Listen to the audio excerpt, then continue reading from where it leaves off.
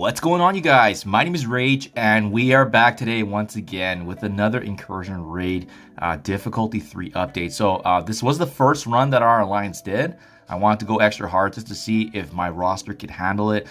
Given my min-max, if you guys have been following my previous videos in regards to how high I built some of these teams, we're going to be showing you that once again today. But guys, check this out.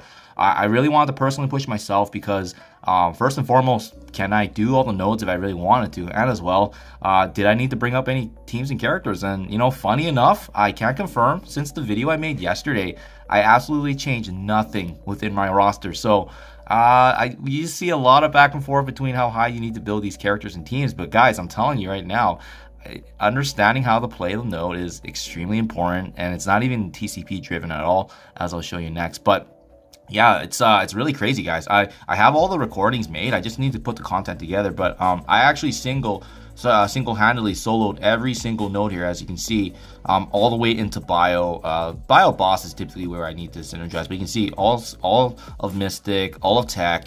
I did all of Mutants. Mutant was the one I am gonna do a little bit more of a detailed playthrough on that, and then finally the first two nodes here of Bio, giving me the best score right now within that 17-hour window at 1 million plus. But again, I'm not gonna be doing this day by day because I just wanted to make sure I get the gameplay in and to also test if my team could get it done, which is pretty crazy, guys. So over 1 million scoring, as you can see, this is one of the best I've seen. But again, the highest difficulty in Incursion 2 raids is actually it's not that bad. And just to show you case for you guys too, if it's based on TCP, it is not. Actually, I am consistently the lowest total combat power in my lines. Just to give you a heads up that it's based on how you play. It's based on the quality of your roster. Don't let collection power misguide you here. It's really about understanding which teams are going to be needed. And now, especially that we know that with the Spider Society coming, that's exactly why I always try to min-max this, right? I'm not going to be building up a team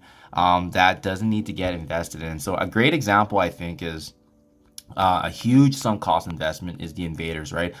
When I realized these guys absolutely just sucked on paper, I haven't touched these guys since Incursion 1.2 or 1.3 because I knew right there from the get-go that this is not happening for me, and without a doubt they were hands down the worst kind of raid team that we had in our possession. So it's identifying those things, so make sure you guys follow along. I'm always pointing these out in my videos if you want to save resources. I mean, by all means though, if you want to bring up your characters all to gear tier 17 and 18, if you have those resources, by all means do that. It makes it easier to sim. For me personally, I do have to manually play the nodes, and again, I'm gonna link everything down in the description below, guys, if you want to understand how to play the nodes better, because like I said, many people are doubtful that these team levels work, and I'm consistently getting it done day by day. So and now further proof is that we've done the difficulty 3 in the highest of Incursion 2. So I'm hoping there's gonna be more difficulties because I want to keep testing this out. It's really fun to see what the limits are of these min-max teams. So Mystic section, this is completely unchanged from yesterday. Yes, you're seeing this correct. This is my Bifrost team that soloed every single node. And yes, they're all still gear tier 14 with the exception of Val at gear tier 18. I've been saying this for months already. They're still a good team. Like I don't know why people keep saying that even at gear tier 16, 17 plus they're having issues. I'm sorry, but you just need to understand how to play the nodes better. If I can do it with my gear tier 14 level 75, yes, level 75. I didn't even give them the liberty of higher levels. They're getting it done still, guys. So make sure you understand that if you are manually playing. Otherwise, if you're trying to sim, bring them all up to gear tier 17, level 90, 95 plus. That's gonna, for me personally, it's just not worth the resources when we know Mystic's probably the next team on the way out. Pegasus, similar situation to the Mystic, is that I did want to hone in on this, but I do admit, you know, I think Pegasus is going to be one I'm building up slowly because they are more well-rounded. You can use them outside of just raids, right? But Fortifier on Rescue has been huge with her survivability. Kestro, similar to Val and the Bifrost team, make sure you bring her up as high as possible. She's the core and engine of the team. Otherwise, Darkhawk, Iron Man, Infinity War, and Ironheart Mark II, all at gear tier 15, level 80, I believe. So again, I capped them off where they need to be, and 1.3 million TCP here. So they can get the job done. They can solo all 3 nodes. That's all I care about. If they started having some wavering RNG, and I'm starting to see that I'm getting wiped out, then I'm probably gonna bring them all to gear tier 16 at least. I do like their their value outside of just rates, because they are a very good team. But this is what got it done for me. Now, mutants, this is where it got interesting, because I did use this team right here. So the same Extreme X-Men team. I was swapping between this team and my Death Seed and Apocalypse in the last difficulty, but I did notice that the higher resistances played a factor. And look at my characters, guys. Keep in mind, my Sunspot, Nightcrawler, Forge, they're all 5 stars. Obviously they're gonna have lower stat levels. I'm only accessing whatever's free to play in terms of the shards that come about, right? So I'm just still building them up. What I did find for this one is that this team got by no problem with the first 2 nodes with the Extreme X-Men. It was the boss node, and I am gonna have a video on that later on, but it was the boss node that was problematic. I did a workaround on that, but you do need to actually have both these teams in order to get the boss node. If you don't have any support from your alliance members, you do need both these teams, and that way you can actually get it done consistently. Obviously, that's a perfect scenario, because you're always usually going to have, 2 or 3 other teammates in your lane to help you out to finish off the boss node. So not an issue there, but I didn't touch these guys. Big thing is that Gambit and Nightcrawler, I really do believe that both of them need to be at gear tier 18 to be consistent.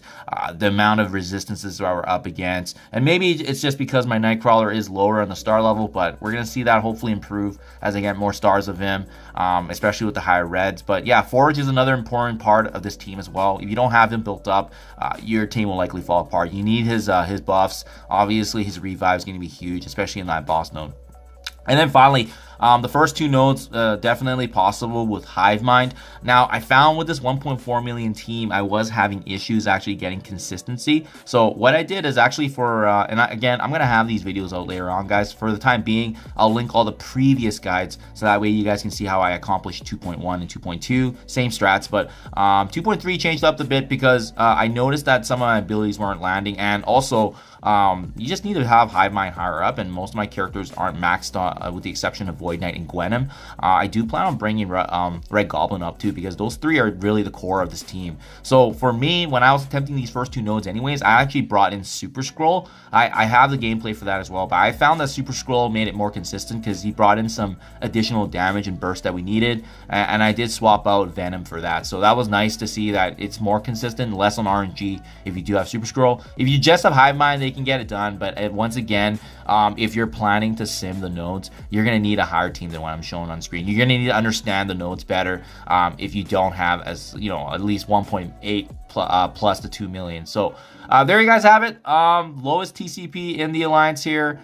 Top damage and scoring, highest difficulty in Incursion 2. I don't know what else more there is to say, guys. There's value across the board, and that's what I'm all about. I want to bring to you guys at least what works at these lower levels.